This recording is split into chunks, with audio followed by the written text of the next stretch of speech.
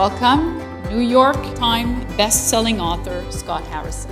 What an honor to be with you to kick off such an important movement, and I'm so excited for the impact that this group is going to have. So I'm excited to be here and to share my story with you.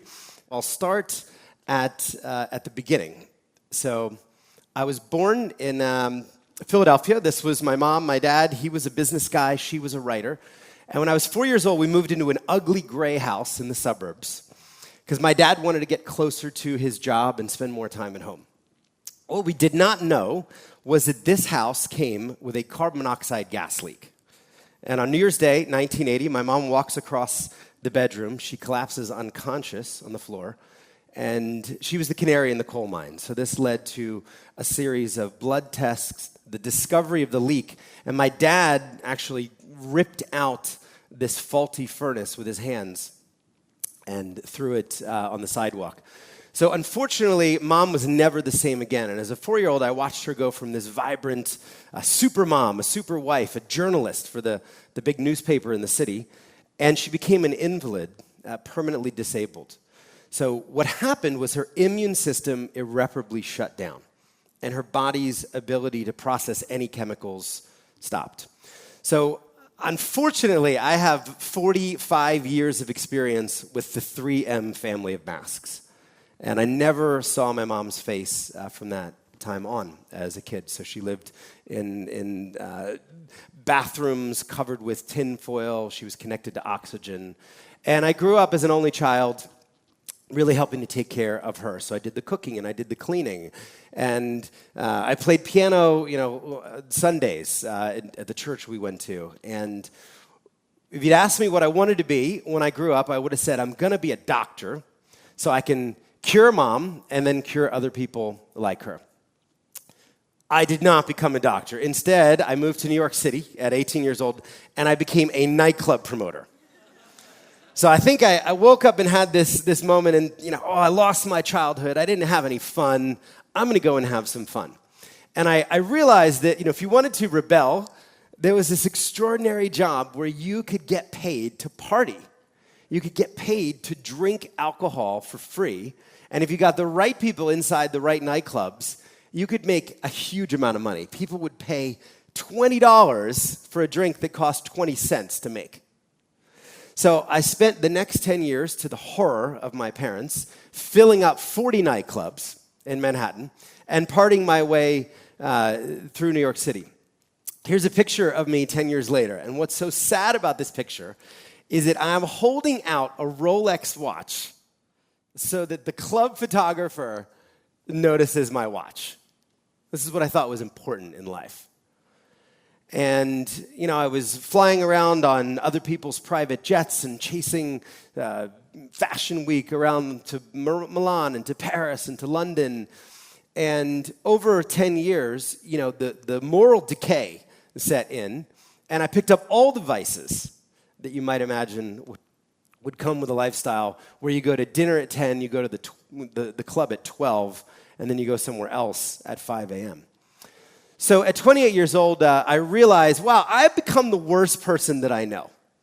I'm spiritually bankrupt. I'm morally bankrupt. I'm emotionally bankrupt. And if I die, my tombstone is going to read, "Here lies a man who got 1 million people drunk." It's the only thing that I had contributed to society.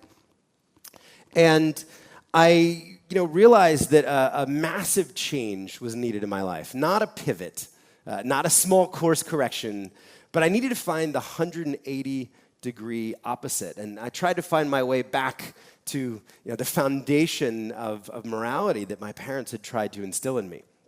So I get this idea that I'm going to tithe one of the 10 years that I've selfishly wasted partying in New York, and I'm going to see if I can serve others. Could I be useful as a 28-year-old nightclub promoter? So I sell everything I own. I'm a pretty extreme guy. And I start applying to the famous humanitarian organizations I'd tangentially heard of.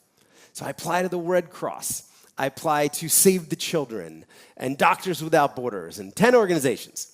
Well, maybe no surprise, I am denied by all 10 organizations.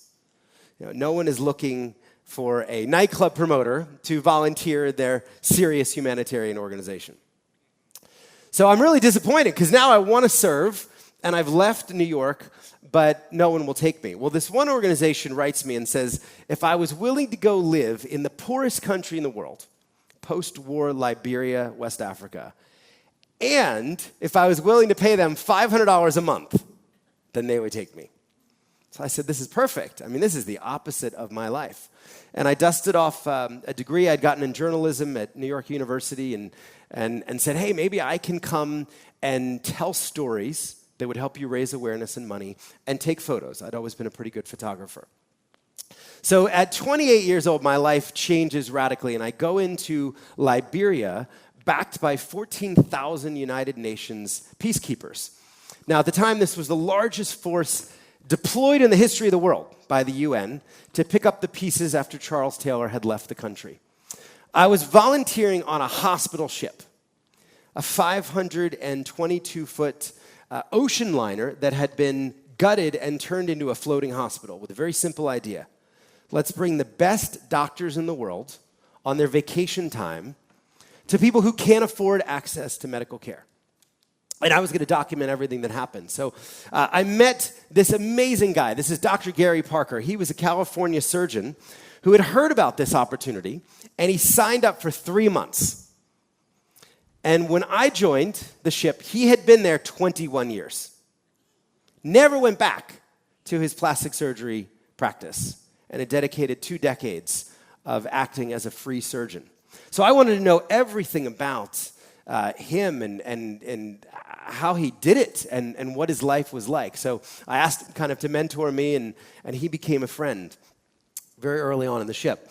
The country was a disaster. So I remember taking this picture. This was an apartment building where 1,000 people were living. There was no electricity in the country. There was no running water. There was no sewage system. There was no mail system. People were living in bombed-out apartment buildings. And this was a beautiful home once, but decimated by the war. In advance of our ship coming, we would post these flyers all throughout the country. And we'd say, if you've got a giant facial tumor, if you have flesh-eating disease, if you were born with a cleft lip or a cleft palate, or if you were burned by rebel soldiers during the war, turn up on this day, and our doctors will see you. And I knew that we had 1,500 available surgery slots to fill. My third day in Africa, third day on this mission, I remember getting up at 5 in the morning, putting on hospital scrubs, jumping in a convoy of Land Rovers with the doctors and the nurses, and we were headed towards a soccer stadium that the government had given us to triage the patients. I took this photo around 7:30 in the morning, and there were more than 5,000 people standing in the parking lot who had come for those 1,500 slots.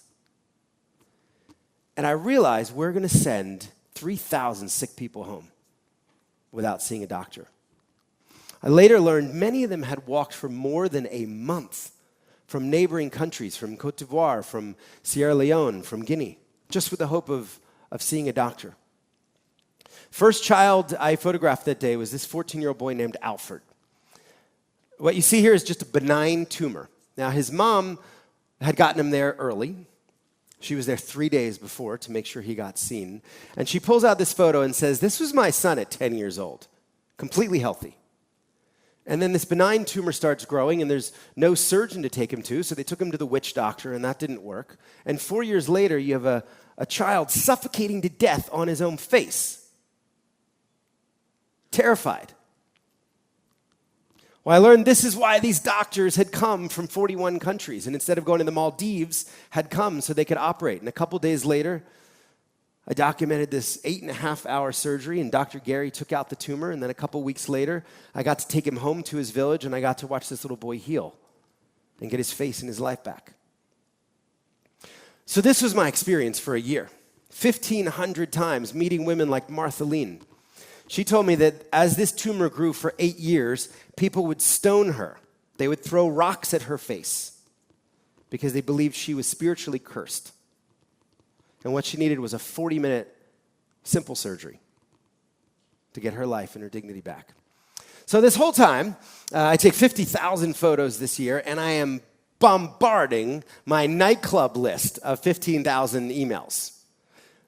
The list got a little smaller, so there were definitely some unsubscribes. But then people started sponsoring surgeries, and people started volunteering on the ship, people I knew from the clubs. And I realized that maybe the same gift for promoting and filling nightclubs could actually be used to highlight redemptive, important, life-changing work. So I went back on the ship, back for another year to Liberia. And it was there that I saw people drinking dirty water for the first time. I spent more time in the rural areas, and I learned two important things. I learned that half the country was drinking from ponds and swamps and dirty rivers. And I learned half the disease in the country was because people were drinking dirty water. I met this 13-year-old girl named Hawa. And I realized this is the only water she had ever known her entire life. Water for bathing, for cooking, for drinking. And for the last decade, while she'd been coming here, I was selling bottles in nightclubs for $10 to people who would just leave them there. They wouldn't even open the water. They'd drink champagne or vodka instead.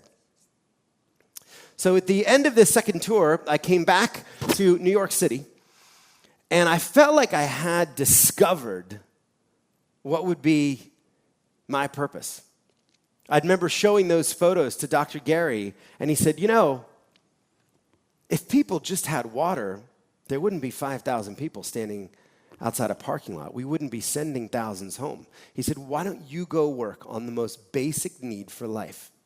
Why don't you make it your life's mission to bring every single person on earth clean water before you die? And it seemed so simple, and I was 30, and I said, all right, I'll try. So I came back, and if you'd met me 17 years ago, I would have told you, I'm going to bring clean water to everybody on earth before I die and be a part of a global movement of getting humans the most basic need met. Well, as I sit here tonight, we are far from success. So 771 million people right now are drinking unsafe, contaminated water. 82% of them live in remote rural areas. And if you were to come with me, this is what you would see. I just came from Uganda yesterday. This is a very typical sight, a teenage boy or girl knee-deep in unsafe, brown, viscous water. This is a girl in Honduras I met, just drinking from a stream that ran in front of her house. There are 28 different diseases you can directly link to unsafe water.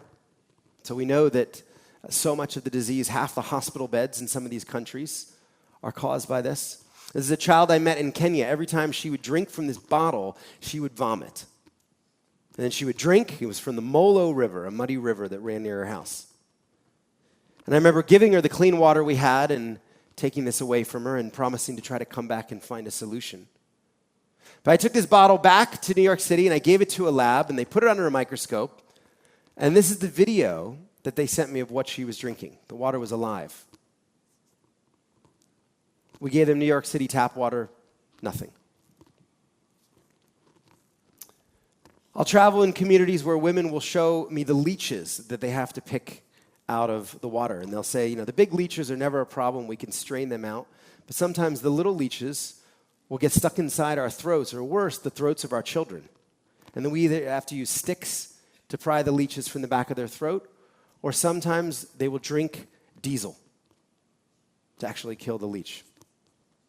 Unthinkable for all of us who were born into a world where water was taken for granted. 1 in 3 schools in the world don't have clean water to drink. I'm sure many of you here are deeply passionate about education. Well, imagine sending your teenage daughter to a school not only with no water, but no toilets. This is one of the top reasons that teenage girls drop out of school around the world. They stay home 4 or 5 days a month.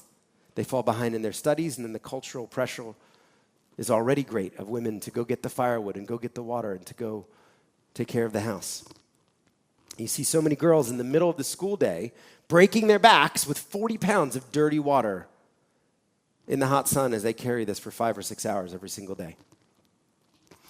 It's a women's issue. I've been to Africa 55 times, 72 countries. I've never seen men get water. It's always the women and the girls.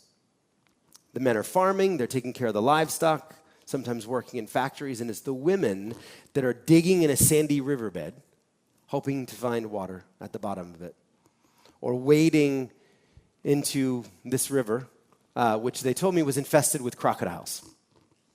And then they named women here who were dragged off in this village by crocodiles. But they said it's the only water we have. Imagine the violence of knowing you could die at a river like this, and then this is the water that you're bringing home to your children. So it's a massive problem. The great thing about this is it's also a solvable problem. So there is not a single human being alive right now who we can't help. This is not like looking for a cure for Parkinson's or Alzheimer's or pancreatic cancer, which we may discover one day in a lab. We know how to help every single human right now definitively without clean water. Now, we haven't created the will to help 700 million people. We haven't rallied the resources, but we know how to do it. And a lot of different things work in a lot of different environments. So we've taken a completely solution-agnostic approach. We now fund 10 different water technologies across the portfolio, but sometimes it's as simple as drilling a well for about $12,000. What the community doesn't have is $1 million of drilling rigs and compressors and trucks and equipment.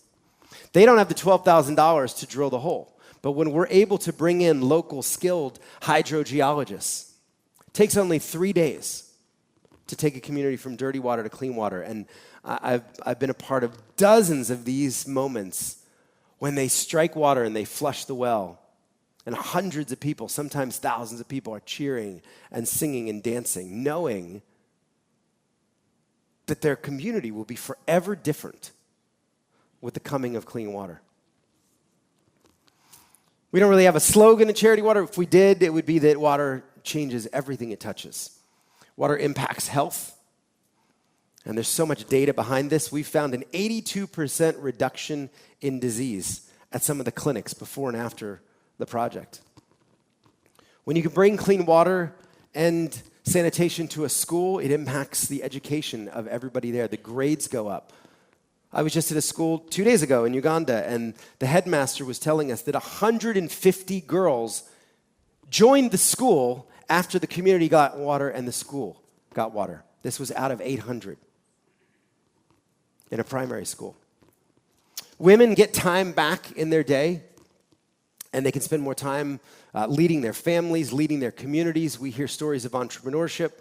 This woman told me that she started baking. So she's baking donuts in her village, earning extra income because she has the time and she has clean water. This woman, Helen, one of my favorite stories, told us that for the first time in her life, she felt beautiful because she finally had enough water to wash her face and her body and her clothes. Previously, she had given all of the water that she walked for to her family. She said, I always went last. That's what Ugandan women do. We put our families and our children first. Since I started, there's lots of data now that's come out of the impact of women. When women get clean water, a third report less harassment. 90% of women use the time saved to earn money to put their kids through school. 33% of women become more active in the community. Half the women join income-generating community groups, and 88% of the women said their families were healthier. One of my favorite things about this issue is that everybody thinks this is a good idea. So whether you're in our country a Republican or a Democrat or an independent, whether you're on the left or the right, whether you're a person of Jewish faith or Christian faith or no faith, everybody can stand for clean water. It's also binary. Water's cleaner, it's not. It's just not subjective. And you know that if you take a child from drinking water that could kill her every day to providing clean water for her, that you've done an inarguable good. You have inarguably changed and transformed her life for good. Okay, so a little bit about the organization. Started 17 years ago. This was the couch in New York City where it all started. I came back at 30. I was completely broke because I'd sold everything and I'd given everything to the people I had met in West Africa over those 2 years. So I was living on a closet floor at the time in Soho, New York, but I had a very clear vision of what I wanted to do, bring clean water to everyone on earth. Now, I had the advantage of having no philanthropic experience, and I was just talking to everyday people who worked at Sephora or at a bank or at the time at MTV. And I realized this was not going to be easy because most people don't trust charities.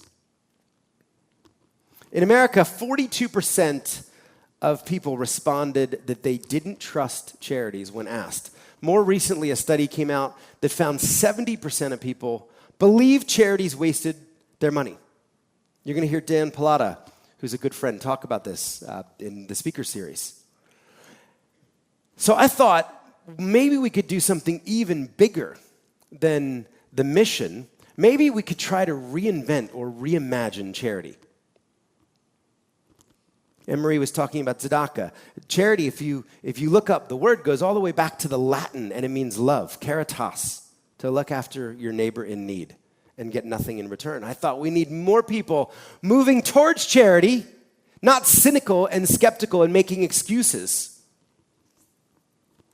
So I had a couple big ideas of how we would reach out to the cynic and the skeptical. The first was we had to solve the problem of how money flowed.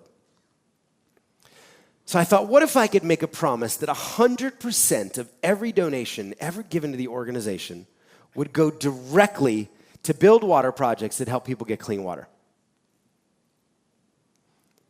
To pay for the overhead, I opened up a completely separate bank account and said, somehow I'm going to find a group of philanthropists and visionaries and maybe business leaders who don't mind paying the office rent and the Epson toner costs and the staff salaries and the flights, so that everybody who gives around the world would know that 100% of their money goes directly to the projects. And we would audit these two separate bank accounts and make all that public in the website. The second was, because in this business model, money wasn't fungible, we could build technology and tools to track these small donations right down to the water projects. So we became the first charity in the world to geolocate every completed project on Google Earth and Google Maps.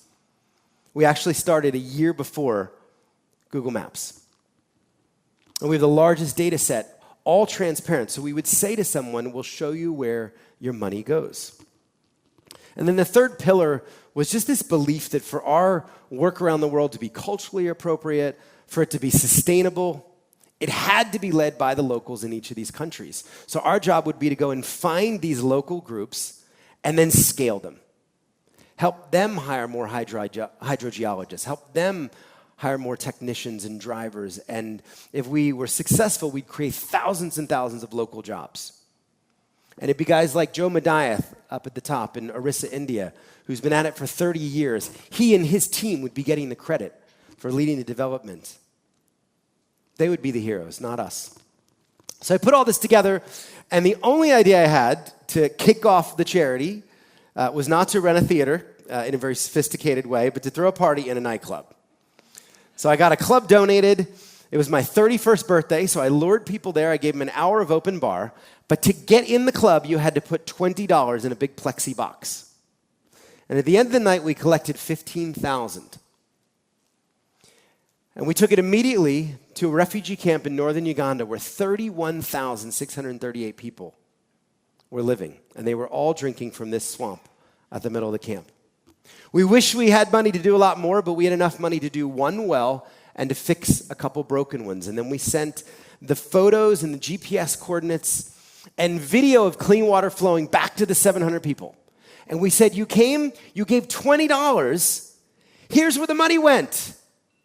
It actually mattered. And people were so blown away that a charity would bother to tell them where a small amount of money went.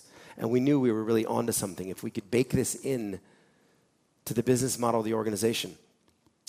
I believed if we had compelling creative, we would get donated media. So we just started pulling water out of everyday uses. Imagine your Kool-Aid without water.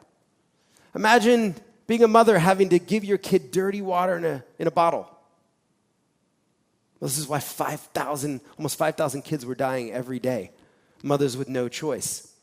We wound up getting donated buses, donated taxi tops, billboards in Times Square, $1 million TV spots, because the creative was compelling and it was interesting. We took exhibitions to the streets of New York City, building water towers and putting dirty water in plexi tanks, asking kids, would you drink this?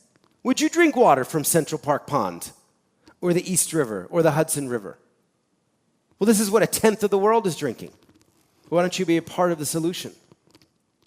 We partnered with luxury retailers, taking over the windows of retailers that sold $10,000 Balenciaga bags. And we'd say, look, on your way out after your $10,000 handbag, why don't you build a well and help a whole community? This actually worked. Saks let us build wells inside their stores, raising hundreds and hundreds of thousands of dollars from customers and employees.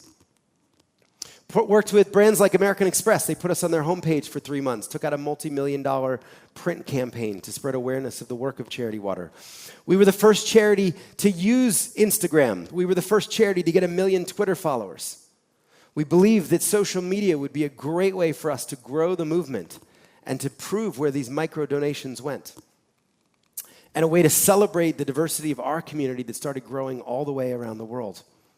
Then we stumbled upon this idea, which turned out to be a $100 million idea, asking people to donate their birthday to Charity Water. So we'd say, you don't need any more gifts. You don't need a birthday party. You don't need a wallet or a tie or a handbag. What if you used your birthday as a giving moment and you asked for your age in dollars or pounds or euros? The 7-year-old kid in Austin, Texas, gave up his birthday, Max Schmidhauser, and he starts walking around the neighborhood, knocking on doors, asking for $7. He raises $22,000. So we realized we were onto something, and we started going to influencers, people like Tony Hawk or Jack, who started Twitter, who donated 3 birthdays, or Daniel, who started Spotify, saying, will you use your platforms for good? Most of the money was raised by people who were not famous or running billion-dollar tech ventures. They were 6-year-olds in New York City or 16-year-olds. One of my favorites, 89-year-old Nona Ween, donated her birthday. She writes on our website, I'd like to make that possible for more people in Africa. She realized she had far outlived the average life expectancy because of the privilege she was born into. And she wanted her birthday to make it possible for other people to have more birthdays. It quickly went beyond birthdays on this platform that we built, and people started climbing mountains, trying to raise $1 per foot. People started jumping out of planes. One of my favorite, Jesse listened to Nickelback for 168 consecutive hours. He raised $36,000. A week of Nickelback, 24/7. Maddie, one of my favorites in Vancouver, did 12 lemonade stands. Her mom said one of them she would not come in when it started raining, selling lemonade in the rain, believing that every lemonade sale would help bring people access to clean water, raised over $5,600. So this community around the world started growing and growing and growing, small donations powering huge, huge impact. And one of the learnings was, don't tell people, let's show them. Let's show them where the money is going. This is one of the campaigns we did, where we just laid out all the parts that went into a well. And we said to someone, if you give $12,000, this is what it buys. It buys PVC and pipes and bolts and the wellhead, and that's the drilling team, and that's the rig that's going to go and drill your well. But if you give $10,000 for one of our projects in Cambodia, it'll buy a completely different set of materials for a completely different intervention. But this is where the money goes. We found time and time again getting people moved to action. You do that through stories and not just by statistics. I could tell you myriad statistics about water in Ethiopia. I've been there 31 times. But instead, we made a film, an 8-minute film in virtual reality. One of the first virtual reality films ever made, before they even had the cameras. This was our rig of 8 modified GoPros. And we wanted to track the 6 days where a 13-year-old girl, Salam, got clean water for the first time in her life. And you put on the headset and you're with her at the swamp, and then you see her get clean water. Well, we debuted this at our gala at the Met Museum in New York. And my idea was to serve everybody dinner, and then after dinner, instead of dessert, we'd bring out trays with VR headsets. And we strapped 350 headsets on people. And in synchronicity, they all went to Ethiopia. And when they came back 8 minutes later, we asked them for money. And we raised millions. It was fantastic. Mascara was running. People were moved by this 13-year-old girl's story.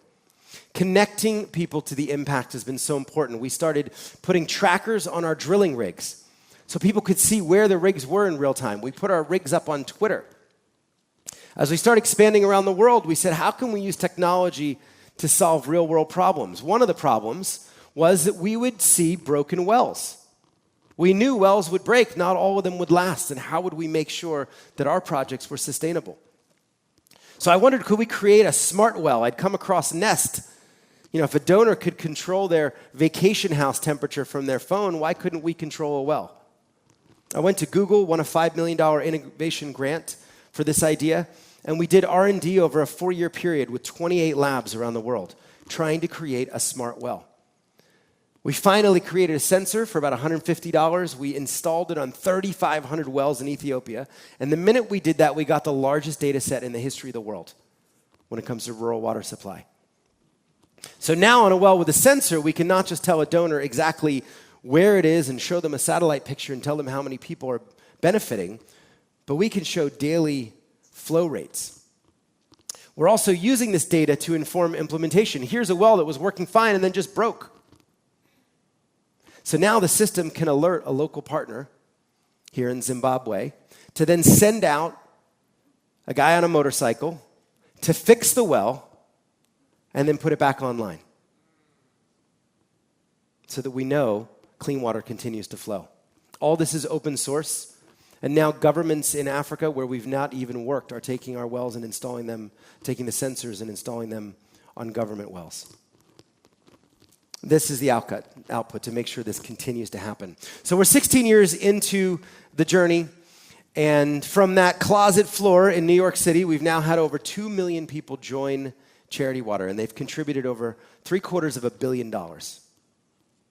Much of this powered by small donations. In America, we're about 4 times bigger now than the second biggest water charity. So I show this just to show what an underfunded issue this still is. That as we raise $100 million a year, the next biggest is in the 20s, is anemic. This is what our growth chart has looked like. And we've been able to turn all that money into clean water for about 17 million people around the world, across 29 different countries, Africa and India and Southeast Asia. Looking back on the experience, I know we're going to have a conversation a little later, but obviously I'm glad I left this guy behind. And I believe it is never too late to find your purpose. I talk to a lot of university kids, and I'm encouraging them, maybe you don't live for yourself like the 10 years. Maybe you come out of college and you become a social entrepreneur. You tackle problems. What's not okay on your watch? Well, ever since I left this guy behind 20 years ago, I've been blessed with an amazing family. I worked with my wife for the first 10 years building the organization. It's my son, Jackson. That's my daughter, Emma. They're actually a little older now. I have a third one on the way, which is a big surprise. I'm almost 50. My wife's 40, but I'm excited about that this fall. And I got to write a book. So if you're interested in more of the story, I wrote a book called Thirst. 100% of the advance, all of the proceeds in America and Canada, everywhere around the world, go back to the organization. And it was endorsed by people like Bill Gates and Mike Bloomberg and Richard Branson and a bunch of different entrepreneurs. Dr. Gary, if you're curious, he's still there.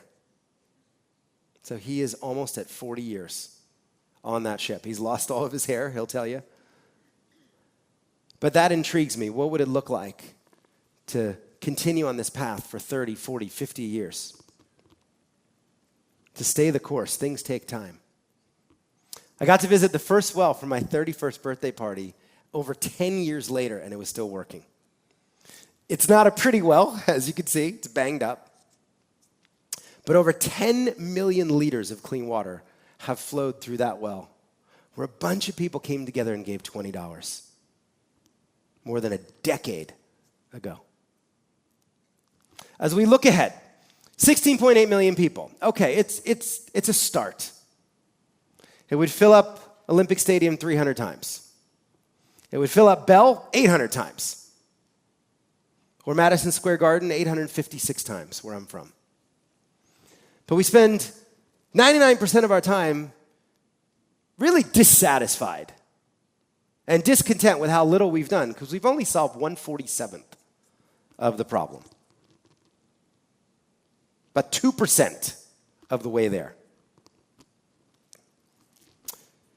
So we keep going.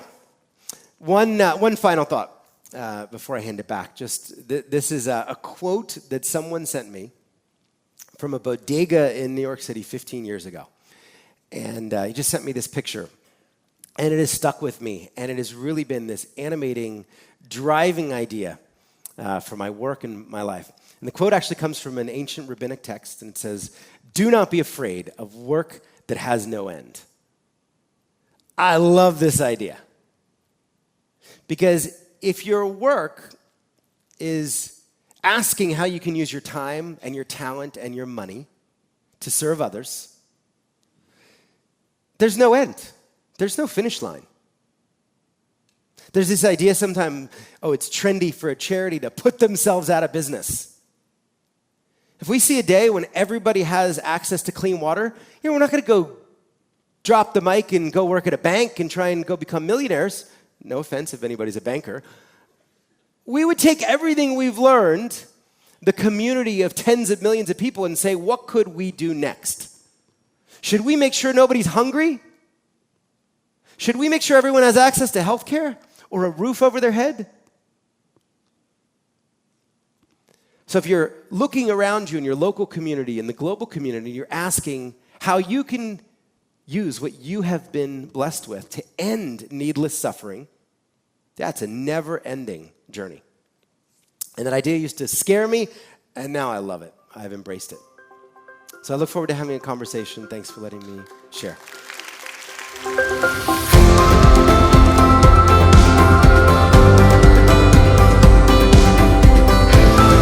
Now, please help me welcome back on stage Anne-Marie Boucher and Scott Harrison for our fireside chat and Q&A. Scott, you've probably learned a lot along this way, and members of the audience should, what is it that they should think about when it comes to executing a philanthropic goal the way you did?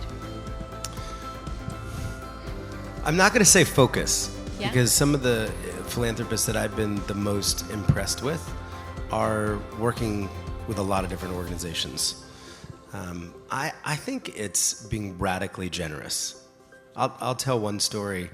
There are a couple people that have come into my life or the organization's life that gave more than maybe we thought we deserved at the time. You often will hear a philanthropist say, if that's what their budget is, the biggest gift that I'm willing to make is, 10 or 20% or whatever. And there were moments where a year and a half into Charity Water, we had this 2 bank account model, and we were bankrupt in the overhead account. But yet we had $1 million in the water account. And the advice I was getting at the time was, hey, why don't you just go borrow from the water money? You got to make your payroll. And I was going to shut the organization down. So I started calling lawyers saying, how do you unwind a 501c3 charity? And at that moment, there was a stranger that walked in the office. He was a successful tech entrepreneur, and he and his wife had just sold a company. And he listened to a very early version of the vision and the photos, and he didn't say much, and then he left. And I was very transparent of where we were. And he left and he wired $1 million the next day into the overhead account. Wow. So it was a year of funding. And he said, I love your idea. You need more time. The gifts that we were getting at that time were 10 grand, 25 grand. And this was transformational. The organization would not have existed. Just very briefly, very recently, I asked a well-known tech entrepreneur for $10 million. And it was done through a beautiful proposal that was bespoke to him and his wife and his family, and he had made his money in music, so the proposal was a record, a one-of-a-time kind LP record, and we burned wells being drilled in Africa and children singing. I mean, it was a very good proposal. So I sent it to him in Sweden, and he comes back a couple weeks later, and he says, "My wife and I only have one question. Why did you ask for so little?" Wow. And then he gave 40. So that's who you could be. Yeah. You can be the 40 with the 10 ask, or the 4,000 with 1,000 ask. And this is a multi-year gift, and he and his family will give 1 million people clean water through that. That's amazing. And it's asked me, am I thinking big enough? Are philanthropists thinking big enough? Well, that's great. That's great for all of you here. I know we have a lot of charities. Think big. Reach for the stars. Ask a big gift. The most you could do is flatter someone, right? That's right. Flatter them, or I asked a Goldman Sachs partner once. I'm like, "What happens when a charity comes and asks you for too much money?" And he goes, because the charity standpoint is we're going to offend the donor, right? We just want to be safe. I mean, sometimes you go with your hand out and, "Oh, great donor, can you please?"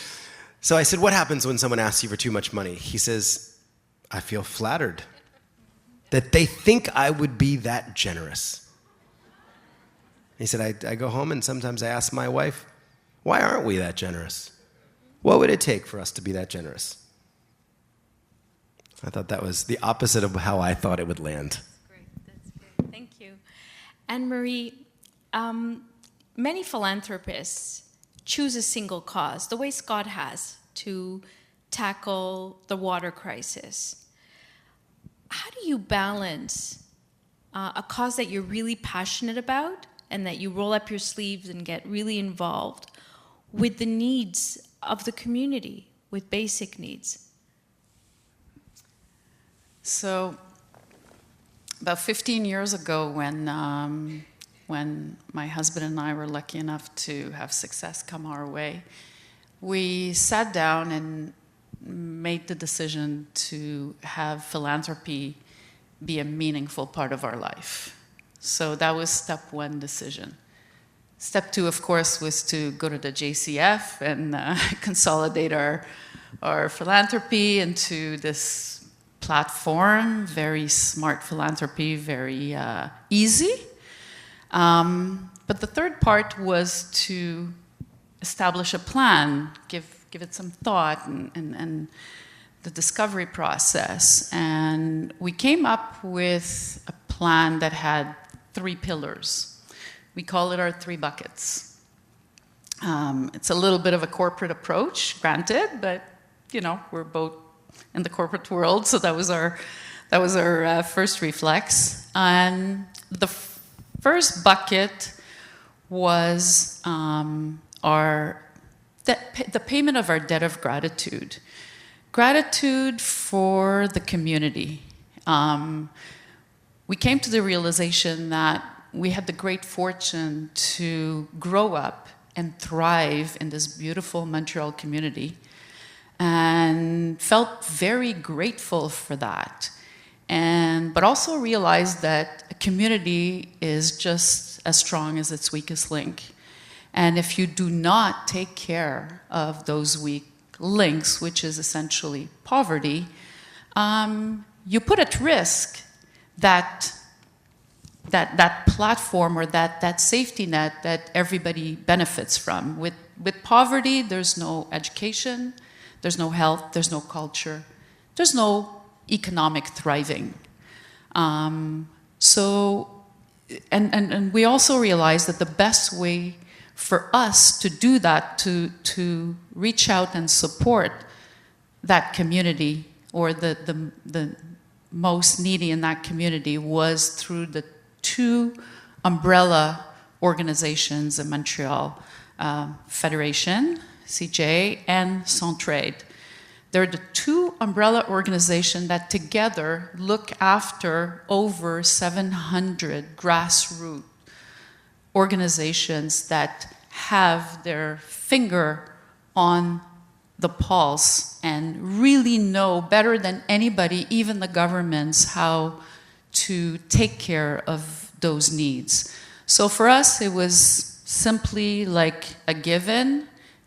We put it in that one bucket on an annual basis, and that's the repayment of our gratitude for having been the prime beneficiaries of this wonderful community. And if the Montrealers are not taking care of the Montreal community, there's no one else who will. And then there was the second bucket, which is the pleasure we take in devoting our time and allocating our resources in both money and time to the causes that we connect with, that are our passion. So that's our second bucket. And our third bucket, our third pillar, is what we call the yes bucket. And that is the thought that philanthropy can be contagious, meaning that the more of us who are aware of philanthropy and practice philanthropy, the better we will be as a collective. So whoever comes and solicits fund for a fundraiser, and we're not talking about major gift here, we're talking about simply a radiothon or Movember. It's an automatic yes, and it comes with a note. Congratulations for your involvement, and continue, and here's my support. I'm behind you. That's great. That's fantastic. I love those 3 buckets. A sense of collective responsibility by giving to umbrella organization, then focusing on what you really want to accomplish in philanthropy, and then spreading, philanthropy by just encouraging people in grassroots efforts and your friends and colleagues. That's fantastic. Thank you. Scott, when you first started, how comfortable were you just asking for money? And what's the key to success in fundraising for all the charities that are here? I hated asking for money. It took many, many years to get comfortable. I think we just told stories. So we just churned out story after story after story. We would do campaigns, and so much of our early fundraising really was grassroots. It's much easier asking someone for $50 than $50 million. Yeah, of course. Yeah. Or was in the beginning. And do you see any difference now with what's happening in the economy? Are you pivoting in any way? Yeah, I think uncertainty is very bad from major giving. So we've seen major giving definitely decline in the last couple months of last year. It was kind of an unexpected November, December. We were up throughout the whole year, double digits, and then basically ended the year flat because of a bunch of people saying, I want to wait and see. A lot of giving is appreciated stock. Yeah. And while I'm telling the donor, listen, your stock is always appreciated. He said no. Even if you bought Apple at 150 and it's 100, it's appreciated by the people who are getting clean water. A lot of giving has to do with the stock market and how up or rich people are feeling. So that's just the reality of it. Maybe no surprise, our micro givers, they're even more generous in times of difficulty. Yeah, that's, I think, very important for all the charities here to listen to. One, be patient and keep connected to your donors, big or small. And all those small gifts add up. They certainly do. Anne-Marie, we have a lot of professional advisors in the room. So what role you founded a law firm, you've worked with a lot of professionals, you know a lot about planned giving and tax. What role do you think professionals can play, should play in promoting philanthropy? That's a good question. I also wear the hat of a professional. I'm a tax lawyer. And I was practicing specifically in the areas of tax planning and estate planning. So, of course, philanthropy and charity was a big component. As a professional, we always look to add value. Of course, that's our value proposition. And our in-depth knowledge of the tax rules and the tax benefits, as well as our ability to put together planning that are tax savings that are very efficient. There are many, many tools in existence. So of course, that's a given. And of course, the ability to direct clients to different resources such as JCF, Smart Philanthropy, not only access to the tools, but even access to simplicity in managing your philanthropy. That's a given. That's what we do. That's how we earn a living. But I think that professionals can add a level to their advice that I found myself was very compelling when I had those discussions with the clients. And it's simply adding to that narrative that the talk not only about one-sided talk about the tax benefit and the immediate benefit that the donor feels, but also the impact that the philanthropy on the other hand has. So promoting the important impact of philanthropy with a client is usually the part that puts a bigger smile on their face. And I have been thanked many times, not for the bottom line tax savings, but opening that conversation and opening their eyes to the possibility of philanthropy and the joy that it brings. Thank you. Thank you, Anne-Marie. Scott, one question. When I saw your statistics, 771 million people without clean water, and you've been at this for 16 years, and it's remarkable because you've brought clean water. Once all your projects are up and running, I understand that affects 17 million people around the world. But then 17 still, small percentage. Do you see a day when everyone has clean water? What will it take to get there?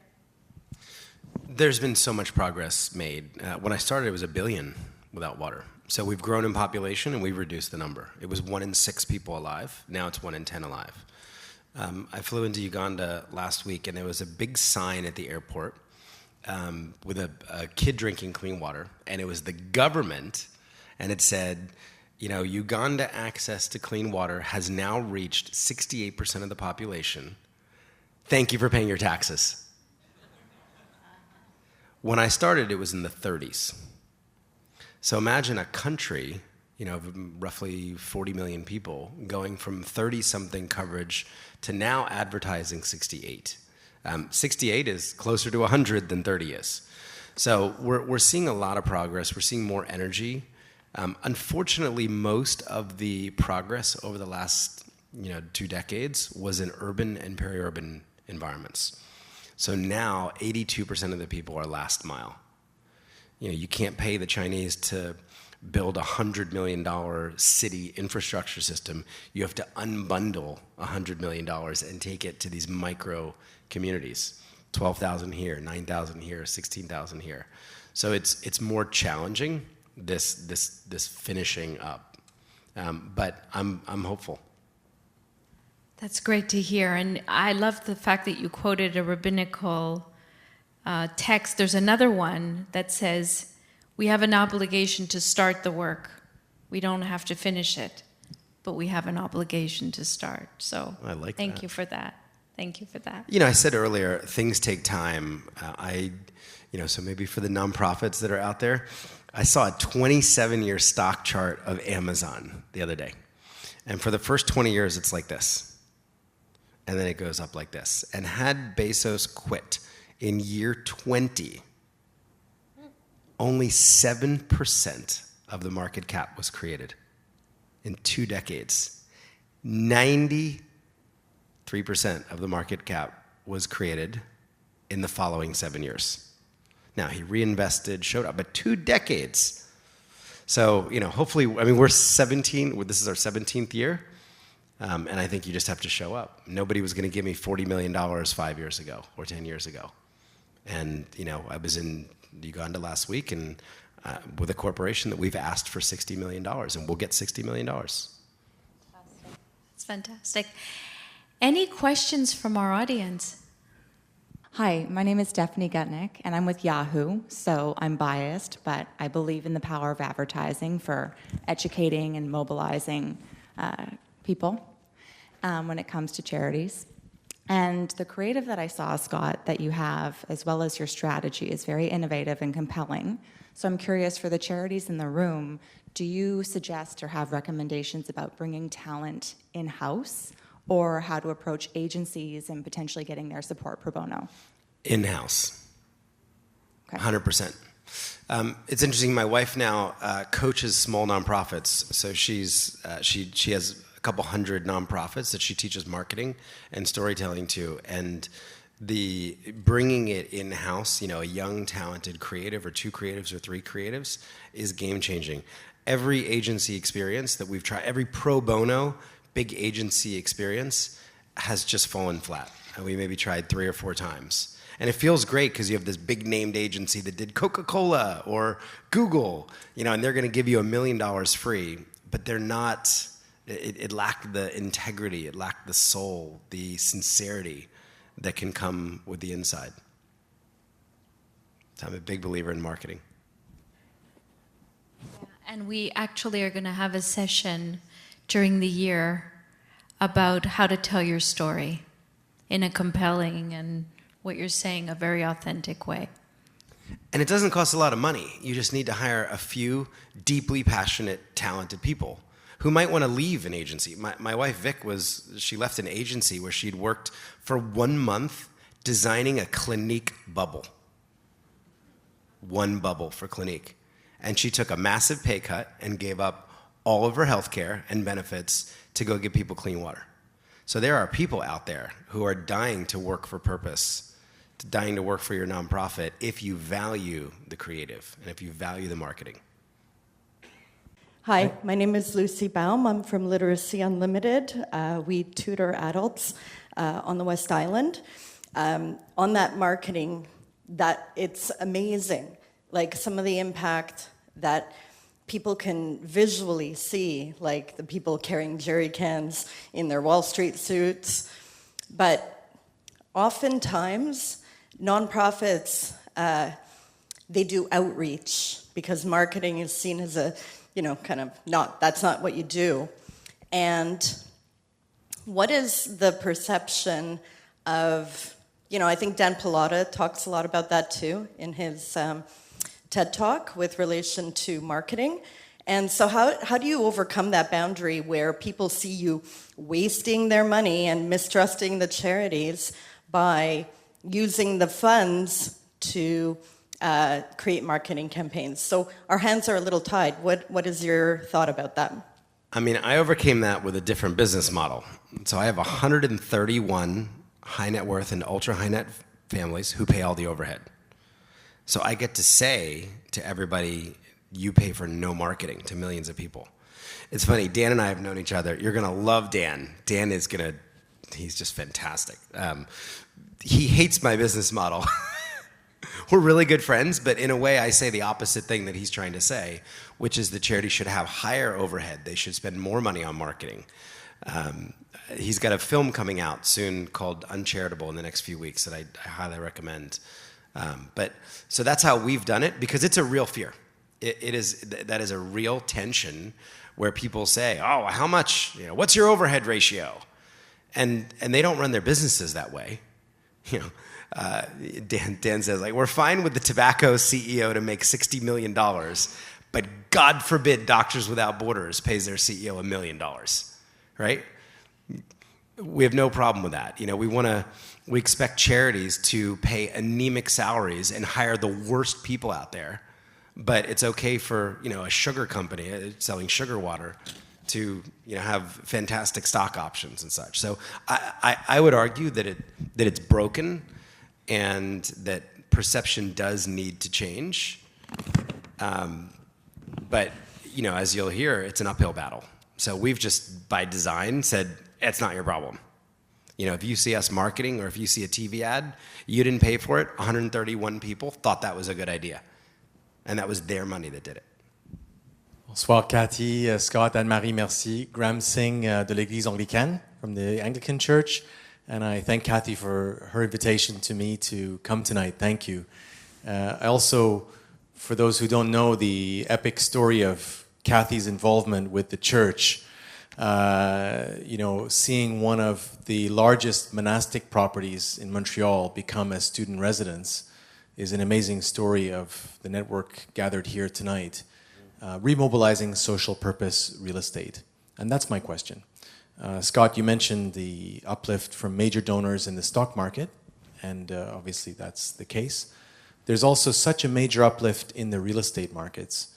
And as the church here in Montreal, we would suggest we're probably the largest single landowner in the charitable sector in Canada. And I don't think we've been good stewards of the social purpose real estate that we hold. What could you say about social purpose real estate or real estate in this context? What could we do even better? Or what mistakes are we making? Thank you. I'm going to let you start with that. It's a very good question. It will require me a little bit of discovering here. I am from the Catholic faith as well and background, and I'm well aware that the church is the custodial of much of the real estate. And I can only say right now that hearing you make that statement is aligned with what we need to be thinking in terms of achieving social justice. There's great potential there, and definitely something to look at. Not something that I've given thought to, but something to look at. We've had generous landlords at every step along the way, and that has made a huge difference. We were in Manhattan for the first 5 years, paying $8 a square foot in a $50 a square foot market. Our last headquarters, as we got bigger, was 40 in a 90 market. So that allowed us to build a gorgeous headquarters. And then because of the landlord's contribution, we went to Steelcase and got the chairs for free. We went to Samsung and got 20 screens for free. We were able to kind of leverage that anchor generosity of the landlord in this case. So if you've got space, there's probably nonprofits that would love to pay less rent or pay no rent if they can afford it, or if you can afford it. It's interesting because last night I was at a new palliative care center called Saint Raphael in Outremont, and that was a church 10 years ago that was donated for the purpose of establishing a palliative care center. Absolutely state-of-the-art, beautiful, leaving patients with so much dignity and so much care. So it is possible. I witnessed it, and I think we'll see a lot more of that. We're certainly going to work towards that. Thank you for your question. Well, Montreal is la ville au sans clocher. Yeah, absolutely. Absolutely. So I might ask one more question, maybe to Anne-Marie, or both. What gives you hope? It does give me hope to see how we can inspire people to make, like I said, we did make the decision to have philanthropy be a meaningful part of our life, and we are able to inspire people to do the same. And what really gives me hope is I've been watching the next generation, the millennials, how, and they think completely different from us, completely. But the common denominator with the millennials is that they do want to make this world a better place, and social justice is top of mind for them. And maybe we won't have time, we will have an impact, our generation, but maybe we won't have time to finish the work. It's never finished. Never be scared to start something that you can't finish. But I have such hope that they will take over and really carry the seeds that we've planted. Thank you. Thank you, Anne-Marie. That's beautiful. Scott? I think radically generous people give me hope. And people who really step out of the norm, the safety zone. I think Mackenzie Bezos is inspiring a lot of people, not just by the amount of money, but the way that she's doing it. I don't want my name on anything. I don't want any reports. It can all go to overhead. You know, she's really trying to come in support of these orgs and with big checks, with transformative checks. So I think, there are people who then inspire a whole generation of people to maybe step out of the safety zone. That's and great. Really change things and really change the trajectory. Thank you. So if there's no more questions in the audience, I'm just going to say a big thank you to both of you for making this evening so special, for inspiring us, for sharing your stories.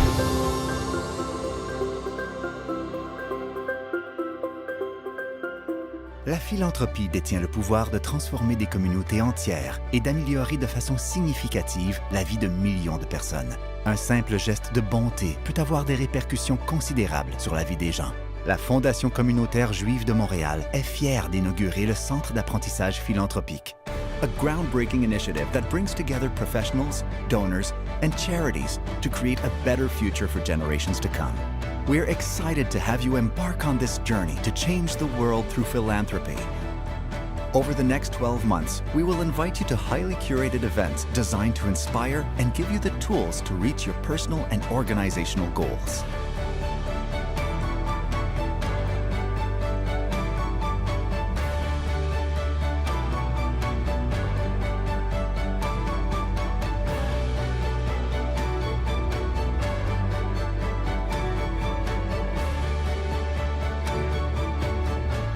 Philanthropy is about coming together, making a difference, and shaping the world we live in. When you join the Center for Philanthropic Learning, you'll be part of a movement of people who share and care. That's smart philanthropy.